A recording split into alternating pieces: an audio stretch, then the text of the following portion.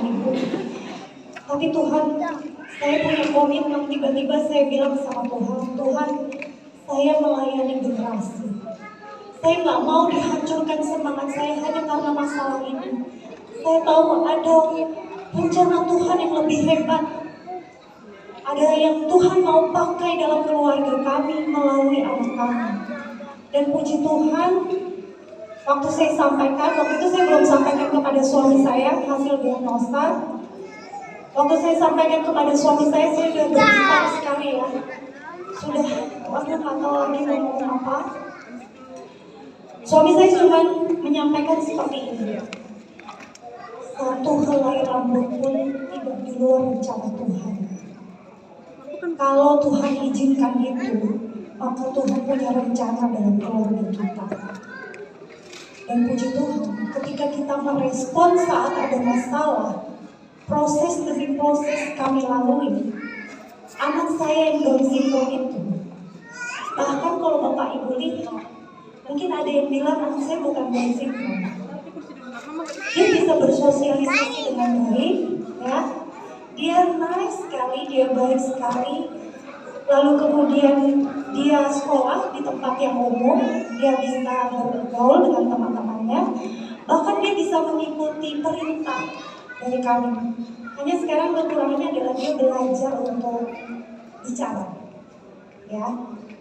Tapi penerimaan kasih Kristus, kesepakatan antara orang tua, suami dan istri itu menjadi kekuatan yang powerful, di mana kelemahan, di mana pergumulan, di mana masalah itu menjadi kesaksian yang hebat dan orang bisa melihat bagaimana Tuhan berkarya. Amin. Ya. Keluarga yang menggenapi rencana Tuhan. Mari Bapak Ibu bersepakat bahwa tujuan dari keluarga, dari kehidupan kita adalah memuliakan Tuhan. Sedikit saya kasih informasi mengenai fungsi ayah dan fungsi ibu. Next slide. Ya, fungsi ayah itu sebagai direction, protection, and confidence. Yaitu direction itu mengarahkan, protection itu melindungi, confidence itu kepercayaan diri. Ayah, jangan abaikan fungsi bahwa engkau adalah seorang pemimpin dan ada generasi yang mengikuti keteladanan. Anak-anak yang dekat dengan ayahnya, jadi seorang anak yang anak perempuan usia 5 sampai 12 tahun itu dia harus dekat dengan ayahnya supaya dia memiliki kepercayaan diri, ya. Dan kalau tidak ada ayahnya bisa digantikan peran kakek atau omnya, pokoknya seorang laki-laki, ya. Kemudian anak laki-laki usia 5 sampai 12 tahun itu dekat dengan ibunya. Fungsi ibu empati, care, dan nurture. Empati itu memberikan empati, rasa kasih sayang, care itu kepedulian, nurture itu kebutuhan akan sehari-hari, ya. Ibu-ibu harus menjalankan fungsi ini karena ini nggak bisa dijalankan oleh fungsi anak. Harus bersepakat. Ketika anak-anak usia 12 tahun memasuki usia remaja, maka anak-anak itu kembali kepada idolanya, yaitu misalnya anak perempuan idolanya harus ibu, anak laki-laki idolanya harus ayah. Jangan sampai idolanya artis Korea, ya, bahaya itu. Idolanya harus ayahnya. Ketika anak-anak masuk remaja, ayah harus dekat dengan anak laki-lakinya, ibu harus dekat dengan anak perempuan. Setiap anggota keluarga mempunyai peran masing-masing, ya. Seorang ayah menjadi imam dalam keluarga, ya. Seorang ibu atau istri menjadi penolong, anak-anak taat dan menghormati orang tua. Ayah, banyak sekali ayah-ayah yang tidak menjalankan fungsi imam atau pemimpin rohani. Jika di keluarga seorang ayah tidak menjalankan sebagai imam, maka tidak apa ibu-ibu menjalankan sebagai imam untuk sementara.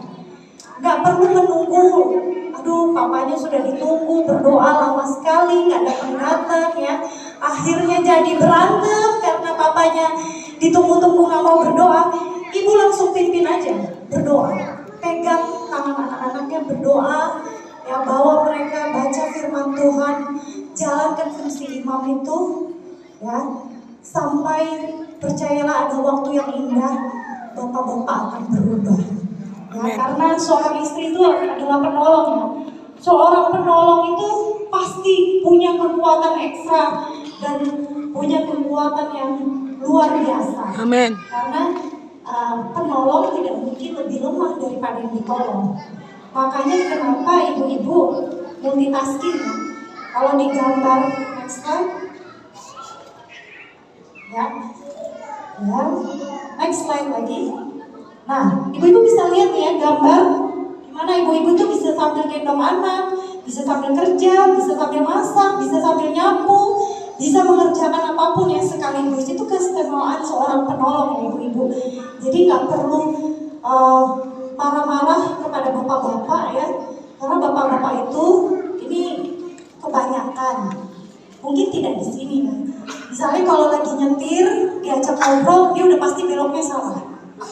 Jadi nggak bisa nyetir sambil diajak ngobrol ya. Tapi kalau ibu-ibu semua bisa dikerjakan.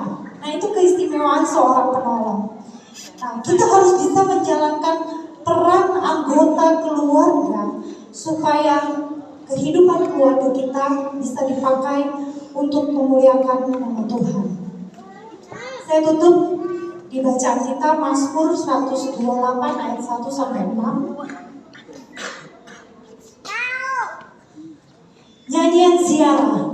Berbahagialah setiap orang yang takut akan Tuhan, yang hidup menurut jalan yang ditunjukkannya. Apabila engkau memakan hasil jerih payah tanganmu, berbahagialah engkau dan baiklah keadaanmu. Istrimu akan menjadi seperti pohon anggur yang subur di dalam rumahmu. Anak-anakmu seperti tunas pohon zaitun sekeliling mejamu. Sesungguhnya demikianlah akan diberkati orang laki-laki yang takut akan Tuhan. Kiranya Tuhan memberkati engkau dari Sion, supaya engkau melihat kebahagiaan Yerusalem seumur hidupmu, dan melihat anak-anak dari anak-anakmu damai sejahtera atas Israel. Mari kita keluarga punya kesatuan hati, punya kesepakatan untuk sama-sama melayani Tuhan, memuji memuliakan nama Tuhan ya, agar banyak orang diberkati. Tahukah dari keluarga akan lahir generasi-generasi pemimpin, generasi-generasi penerus, generasi-generasi yang takut akan Tuhan, di mana mereka akan dipakai untuk menjadi penerobos, untuk menjadi pencipta, penemu, menjadi seorang inspirator, menjadi seorang motivator ketika ayah dan ibu bersepakat. Ketika seorang pemimpin hidup takut akan Tuhan, maka dia membawa sukacita di dalam kehidupan keluarganya, di dalam kehidupan istrinya. Makanya bapak-bapak senangkan hati istri ya, maka seisi rumah pasti akan bahagia. Itu kuncinya. Jadi sampai rumah berikanlah hal-hal yang manis didengar, pujian-pujian ya, penghargaan. Dan kalau yang belum pernah bilang I love you, sampaikan kata itu, I love you mama, I love you papa. Ya. Ya, karena itu tadi keluarga adalah miniatur kerajaan Allah. Bagaimana orang bisa melihat kerajaan Allah itu adalah dari keluarga kita. Maka istri-istri tunduklah kepada suamimu, suami-suami kasihilah istrimu, dan anak-anak hormatilah orang tuamu. Mari kita bangkit berdiri.